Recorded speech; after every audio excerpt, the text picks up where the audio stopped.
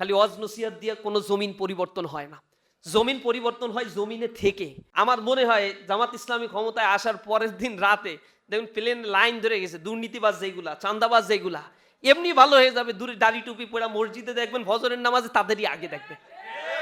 জামাতের কথা শোনার পরে এমনি হাঁটু কাঁপাকাঁপি শুরু হয়ে যাবে, আর ঘুষ টুস এক রাতেই বন্ধ। এটা ভয় পাবে তারা। এবং এরপরে তাদেরকে গণপ্রতিরোধের ডাক দিতে হবে যে তুমি ব্যবসা করবা তোমার স্বাধীন বাংলাদেশে, তুমি বাংলাদেশের নাগরিক, সাংবিধানিকভাবে তোমার অধিকার আছে, তুমি বাংলাদেশের নাগরিক হিসেবে ব্যবসা করবা। তোমার কাছ থেকে 1 পয়সা চাঁদাবাজরা যদি নেয়, কমিউনিটি গড়ে তুলে তাদেরকে পিটায় পুলিশের হাতে ধরাই দেবা।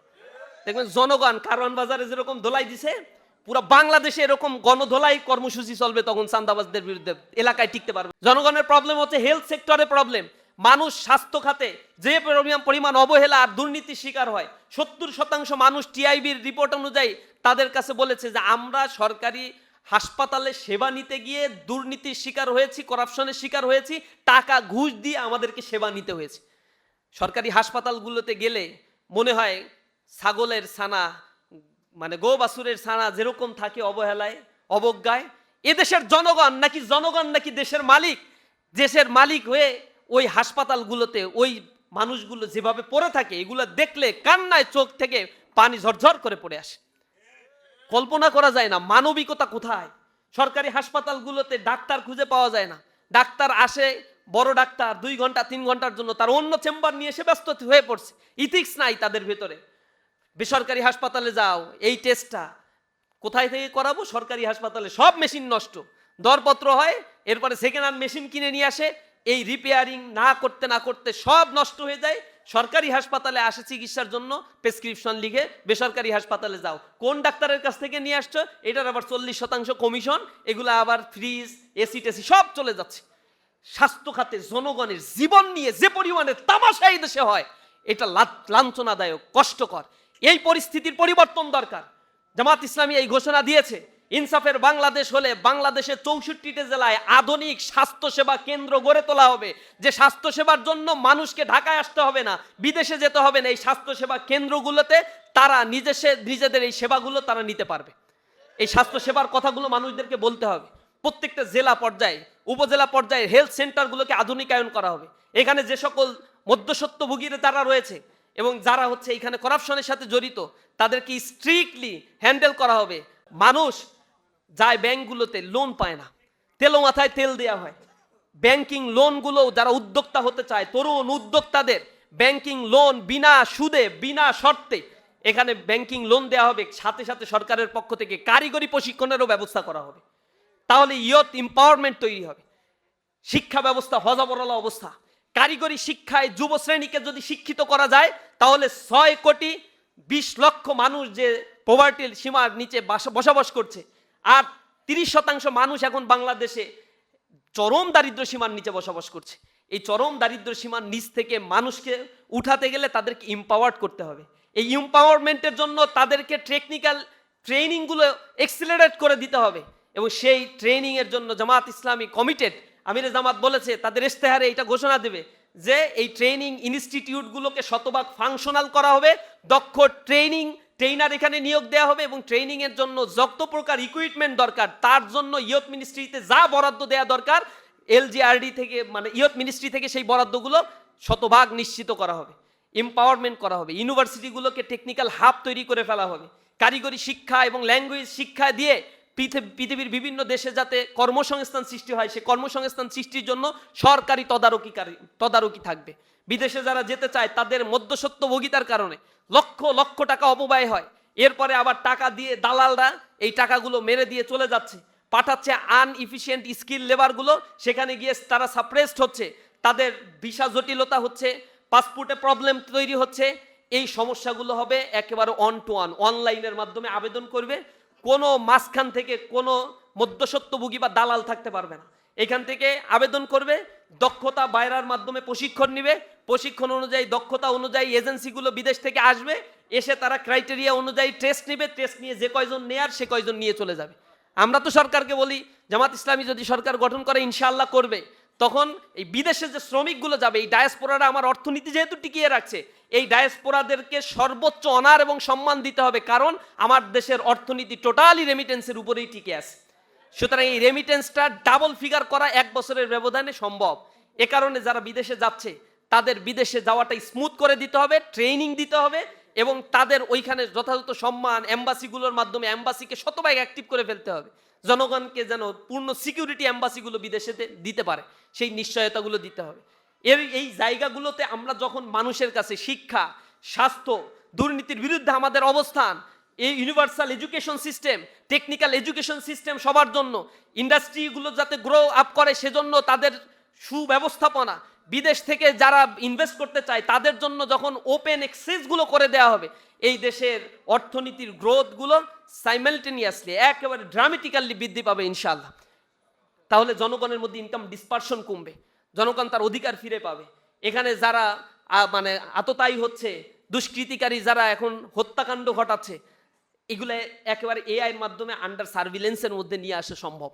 সর্বোচ্চ প্রোটেকশন এই জনগণের জন্য নিশ্চিত করা হবে। সামগ্রিকভাবে আমরা একটা কল্যাণমুখী রাষ্ট্র চাই, যে রাষ্ট্রটা আপনার আমার বসবাসের উপযোগী হবে, আপনার আমার মানবিক মর্যাদাগুলো প্রতিষ্ঠিত হবে, একটা শ্রেণী বেনিয়া শ্রেণী তৈরি হবে না যারা সম্পদকে কুক্ষিগত করে রাখবে। এই কথাগুলো যখন মানুষকে আমরা রোড ম্যাপ সহ বলে দিতে পারবো, এবং একমাত্র বলার সেই সৎসাহস আমাদের আছে যে আমরা দুর্নীতি করি না, আমরা নেপোটিজম করি না, আমরা তোমার সম্পদ লুটপাট করব না, আমরা তোমার সম্পদের শতভাগ নিরাপত্তা দান করব, এই কথাগুলো একমাত্র জামাত ইসলামীর ইসলামী ছাত্র শিবিরের সাবেক দায়িত্বশীলগুলো বুক উঁচু করে একমাত্র তারাই বলার সক্ষমতা রাখে। কারণ এর পর্যন্ত 50-এর অধিক যে এমপি নির্বাচিত হয়েছে, তারা এগুলা সাক্ষ্য দিয়েছে, প্রমাণ দিয়েছে, যে মন্ত্রী যারা ছিল তারা এগুলো শতভাগ প্রমাণ করেছে। সুতরাং দেশ পরিচালনার জন্য এই সৎ মানুষগুলো আগামীর বাংলাদেশকে বিনির্মাণ করবে। নতুন বাংলাদেশকে আমরা একসাথে গড়ে তুলতে চাই। এজন্য এই বছরের স্লোগানও ঠিক করা হয়েছে, ঐক্যবদ্ধ বাংলাদেশ আমরা গড়ব, চলো গড়ি একসাথে বাংলাদেশ। আমরা বাংলাদেশকে গড়ে তুলবো ইনশাআল্লাহ। এখন আপনাদের লায়াবিলিটি তো আছে, ঢাকায় বসে থাকলে তো আর স্বপ্ন পূরণ হয় না। সুতরাং ওইখানে একটু যাওয়া দরকার। 2 ধরনের হেল্প প্রয়োজন, ফিজিক্যালি প্রয়োজন ভোট কাস্টিং করা। আপনার আত্মীয় স্বজন যদি ফোন দেওয়া শুরু করেন তো 500-700 তো এমনিই পাওয়ার কথা আপনাদের। এটা একটু রুটিন করে কনভিন্স করতে হবে, কই ভোট দেবা, কেন ভোট দিবা, এইটা কেন, ওইটা কেন, একটু তাকে সুন্দরভাবে বুঝান আগামীর বাংলাদেশের জন্য কোনটা আসলে বেটার হবে। প্রত্যেকে যদি এরকম একটা টার্গেট নেই যে 500 করে আমরা মোটামুটি ভোট কনভিন্স করে ফেলবো, আমাদের আত্মীয় স্বজন, বন্ধু বান্ধব, পাড়া প্রতিবেশী, ভাই বোন যা আছে যেখানে, তাদেরকে এখানে কনভিন্স করা দরকার আমার। এটা আমার ঢাকায় থাকলেও এই কাজটা করতে পারবো। দ্বিতীয় হচ্ছে ক্যাম্পেইন করা। আমি যেহেতু 5 নম্বর কুমিল্লা 5 আসনের বাসিন্দা, আমার সাথে তো অনেক বন্ধু বান্ধবের ফ্রেন্ড লিস্টেই যোগাযোগ, অন্তত 1000 মানুষ আমার সাথে আমাকে ফলো করছে, আমার ফ্রেন্ড লিস্টে আছে। আমি যদি প্রতিদিন একটা বিষয় নিয়ে লেখালেখি করি, একটু বিষয়গুলোকে কাউন্সিলিং করি, যত প্রচার হবে ততই প্রসার হবে। অনেক ভালো ভালো কন্টেন্ট তৈরি হচ্ছে জামাত ইসলামের। মোবারক ভাইয়ের অনেক কন্টেন্টগুলো তার পেজে দেখা যাচ্ছে। কি আপনারা পাঠাইলো আর বলবে ভাই একটু আপলোড দেন না, দেখেন না, এগুলো একটু আপনারা দেন, ছড়াই দেন, এগুলো কেন বলবে? আপনি একেবারে ফলো দিয়ে রাখবেন, কোন কন্টেন্টটা আপডেট হয় সাথে সাথে সেই কন্টেন্টটা সবার আগে আপনার পেজ থেকে, আপনার ফেসবুক প্রোফাইল থেকে সেটা আপনি পোস্ট দিবেন। শুধু ফেসবুক না, লিঙ্কডইনও ব্যবহার করতে পারেন, টুইটারও ব্যবহার করতে পারেন, যার যে সুযোগটা আছে। এখন টিকটকে তো ইয়াং জেনারেশন এখানে ঢুকে গেছে, এবং দাড়িপাল্লার গান দেখি টিকটকে বেশ ভালো চলতেছে। টিকটকে যাদের অ্যাকাউন্ট আছে, ব্যবহার করেন, ইয়াং জেনারেশনের কাছে এই পারসেপশনটা তুলে ধরার জন্য টিকটক, এটাও সোশ্যাল মিডিয়া, এই মিডিয়াগুলোকে আমাদের ব্যবহার করতে হবে। মেইন স্ট্রিম মিডিয়া তো একটা বড় দল সব দখল করে নিছে, মনে করছে মেইন স্ট্রিম মিডিয়া দখল করে বিশাল এক ক্ষমতার পাহাড় তারা গড়ে তুলবে। আওয়ামী লীগও এই চিন্তা করছিল, এবং এই মিডিয়াই তারা ডুবাইছে। ওই প্রেস কনফারেন্সের কথা মনে আছে না?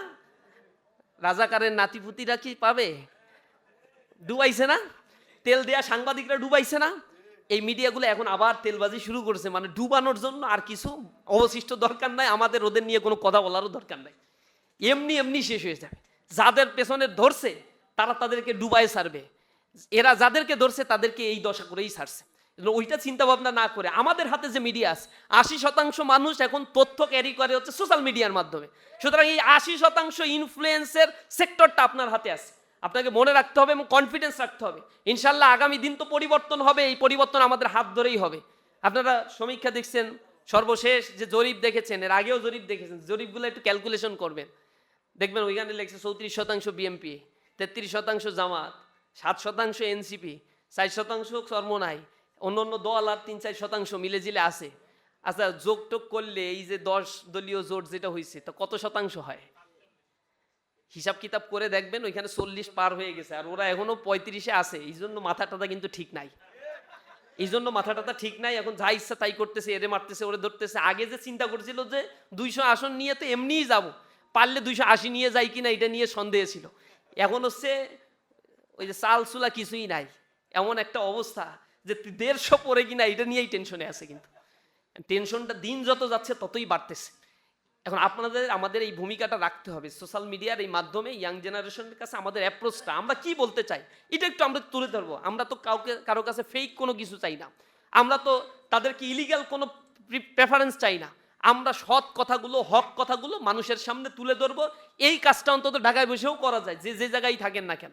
আর অর্থনৈতিক সহযোগিতা, এখন টাকা পকেটের মধ্যে কুফু করে যদি রাখেন আর ব্যাংকে ব্যালেন্স করে রাখেন, আর যদি কোনোভাবেই কোনো নেগেটিভ নিউজ পরবর্তীত হয়, আল্লাহর কাছে দায়ী থাকতে হবে। কিন্তু এজন্য এখন যার যতটুকু সামর্থ্য আছে একটু পকেটটা খোলেন, একটু দান সৎকার করার চেষ্টা করেন।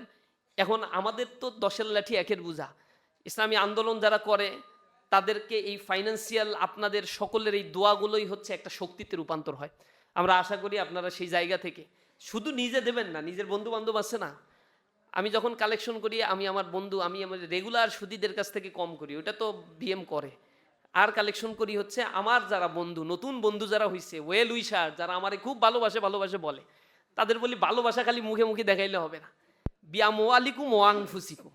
এই জন্য জানের চাইতে আগে আল্লাহ বলছে মাল, তাহলে আগে ওইটা দেন, এরপরে দেখবানি মিছিল মিটিংয়ে কতটুকু কি পারফরমেন্স করে। ভালোবাসি বললেই হচ্ছে দিতে হবে কিছু। আল্লাহ রাসূলকে ভালোবাসি বলছে, তার মানে হচ্ছে দেও কিছু। সবই দিছে তারা, গনি থেকে ফকিরের দিকে রূপ নিছে।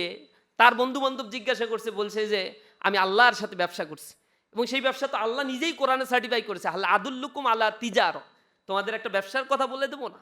সেই ব্যবসার ভিতরে যেহেতু আমরা এসেছি, আমরা সেই জায়গায় আমাদের ইনভেস্টমেন্টটা এখন করা দরকার। সহযোগিতা প্রত্যেকের জায়গা থেকে, নিজ নিজ জায়গা থেকে আমরা করব। একটা হচ্ছে ক্যাম্পেইন, নির্বাচনের দিন তো নিজ এলাকায় যেতেই হবে এবং আসনে দাঁড়ায় থাকতে হবে। জনগণকে এখন একটা কথা ক্লিয়ারভাবে বলবেন, ভোট দিয়ে ঘরে এসে ঘুমায় থাকলে কাজ হবে না। ভোট দেব, ভোট কেন্দ্রেই দাঁড়ায় থাকবো। 4টায় ভোট গণনা শেষ, 5টা থেকে গণনা শুরু, 6টায় গণনা শেষ করে রেজাল্ট দিয়ে এরপর এই জায়গা থেকে যাব। কে ডাকাতি করতে আসে এটা দেখে নেব। দুষ্কৃতিকারীরা 100-র বেশি থাকবে না, আর ওই এলাকায় ভোটার হচ্ছে 2-3 হাজার। যদি দাঁড়ায় থাকি, ওরা ভয়তে এই জায়গায় আসবে না, এমনি ভয়তে পালাবে, কোনো কিছু করা লাগবে না। আর প্রশাসন নিউট্রাল ভূমিকা পালন করবে। প্রশাসন দেখবে কার ক্ষমতা কোন দিকে। এই প্রশাসন তো আওয়ামী লীগের প্রশাসন, কয়দিন আগে তো মারি খাইছে, এগুলো তো রেডিক্যাল চেঞ্জ হয় নাই। আর ওর ভিতরে ট্রমা এখনো পর্যন্ত আছে। এই ট্রমাটাই সিচুয়েশনের জায়গা থেকে আমার মনে হয় প্রশাসন আর কোনো দলকে ক্ষমতায় নেওয়ার জন্য যে বিমাতা সুলভ আচরণ করার, এটা থেকে তারা শতভাগ বিরত থাকবে ইনশাআল্লাহ। আমরা প্রশাসনের কাছেই দাবি করি যে আপনারা নিরপেক্ষভাবে ইতিহাসের পাতায় স্মরণীয় হয়ে থাকেন। তা নাহলে 8 সালে যে ইলেকশন ইঞ্জিনিয়ারিং করে যারা আওয়ামী লীগকে ক্ষমতায় নিয়ে আসছিল, তাদের দশাটা কি? লেন্দুক দর্জির মতো হয়ে গেছে। এখন বিদেশে এতিমের মতো ঘুরে বেড়ায়, মানুষ পাইলে থুথু দেয় তাদেরকে। এই চরিত্র নিয়ে বাঁচবেন নাকি বুক ফুলায় এই সমাজে বাঁচতে চান, এই সিদ্ধান্ত আপনাদের নিতে হবে। হকের পথে থাকেন, ফেয়ার একটা ইলেকশন করে দিয়ে যান, মাথা উঁচু করে বাঁচতে পারবেন ইনশাআল্লাহ। তারাও কমিটেড, তারাও চায় তাদের জীবনে এটা একটা স্মরণীয় ইলেকশন তারা করে দিয়ে যাবে। আমরাও আশা করি তারা তাদের কমিটমেন্ট রক্ষা করবে। আমাদের জায়গা থেকে সর্বোচ্চটুকু দিয়ে আমরা আল্লাহর কাছে দোয়া করব রাতের বেলায়, ওভার কনফিডেন্স যেন আমাদেরকে ধ্বংস না করে। ওভার কনফিডেন্স হব না, আত্মবিশ্বাসী হব ইনশাআল্লাহ। ওভার কনফিডেন্স হব না, আল্লাহর কাছে দোয়া করব সবসময় রাতের বেলায়। আল্লাহ রাব্বুল আলামিন, এই জমিনটা যেহেতু তুমি আমাদের জন্য উন্মুক্ত করেছো, আল্লাহ তুমি আমাদের জন্য এই জমিনকে আর সংকীর্ণ করে দিও না। আল্লাহ আমাদেরকে এই জমিনে তোমার উত্তরাধিকারী বানাও, আমরা তোমার সেজদাই করব, আমরা মানুষের আমানত রক্ষা করব, আমরা কোনোদিন খেয়ানত করব না। আমাদের অন্তরের কথাগুলো আল্লাহ রাব্বুল আলামিন নিঃসন্দেহে জানেন। আমরা সেই বিজাতি সুদূরের কাছে রাতের বেলায় মোনাজাত করে চোখের পানি ফেলে দোয়া করলে আল্লাহ নিঃসন্দেহে আমাদেরকে ফেরত দিবেন না। আর যতটুকু সম্ভব নফল রোজা রেখে, নফল ইবাদত করে করেও আমরা আল্লাহর কাছে কান্নাকাটি করব। কারণ তুতিল মুলকা মাংতাশা, তিনি যাকে ইচ্ছা তাকেই ক্ষমতা দেন। অত ইজ্জু মাংতাশা, যাকে ইচ্ছা তাকে ইজ্জত সম্মান তিনি দান করেন। অত জিল্লু মাংতাশা, আর জিল্লতির জীবন যাকে ইচ্ছা তাকে দান করেন। বিয়াদিকাল খয়র, তার কাছেই তো সকল কল্যাণ নিহিত। যদি তার কাছে সকল কল্যাণ নিহিত থাকে, এটা আমার ঈমান, এই বিশ্বাস যদি আমার অন্তরে থেকে থাকে, তাহলে আমার উপরে আমি আত্মবিশ্বাসী অতিমাত্রায় না হয়ে আল্লাহর কাছে বেশি ধন্যা ধরবো এবং আল্লাহর কাছে বলবো, আল্লাহ যেটা কল্যাণকর সেটাই তুমি আমাদেরকে দান করো।